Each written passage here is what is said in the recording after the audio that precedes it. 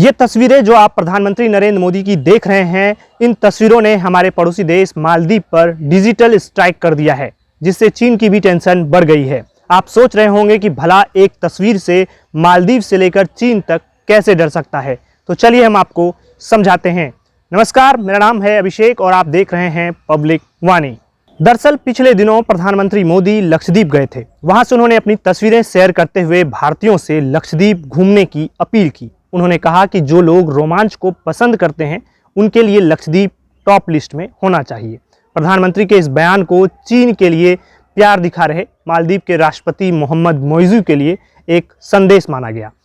मानो प्रधानमंत्री उन्हें बताना चाह रहे हों कि हमारे पास भी एक खूबसूरत समुद्र तट है। जब प्रधानमंत्री मोदी की तस्वीरें वायरल हुई तो लोग मालदीव की जगह लक्षद्वीप घूमने की बात करने लगे। इस बात से मालदीव के नेताओं को चिढ़ लगनी शुरू हो गई।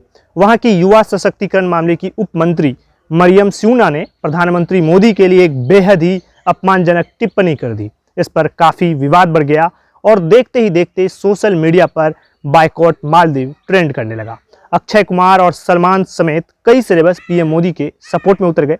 एक रिपोर्ट के अनुसार इस विवाद के बीच अब तक 8000 से ज़्यादा मालदीव की होटल्स बुकिंग्स कैंसिल हो चुकी है और वहीं दूसरी तरफ 2500 से ज़्यादा लोगों ने मालदीव की फ़्लाइट भी कैंसिल कर डाली है।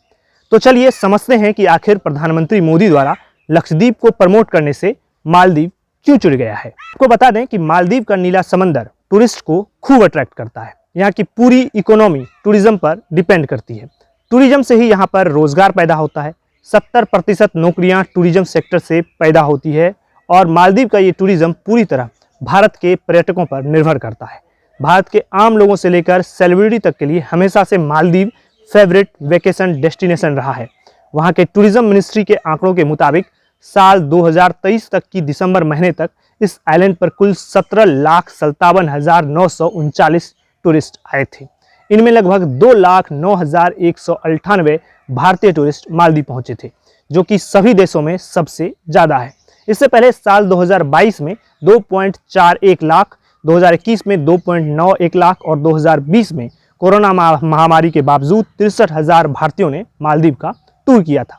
इन आंकड़ों को देखने से साफ पता चलता है कि आखिर मालदीव के नेताओं को लक्षद्वीप को प्रमोट करने से क्यों दिक्कत हो रही है। क्योंकि अगर भारतीय टूरिस्ट लक्षद्वीप जाने लगे तो मालदीव की इकोनॉमी को बहुत बड़ा नुकसान हो सकता है।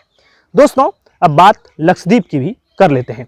अगर आप लक्षद्वीप के बारे में नहीं जानते हैं तो आपको बता दें कि भारत के दक्षिणी पश्चिमी तट से 200 से 440 किलोमीटर दूर अरब सागर में द्वीपों का एक समूह है।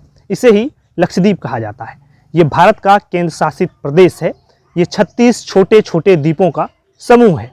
केरल के कोच्चि से इनकी दूरी करीब 440 किलोमीटर है। यहाँ की कुल आबादी करीब 64,000 है, जिसमें 96% मुस्लिम है।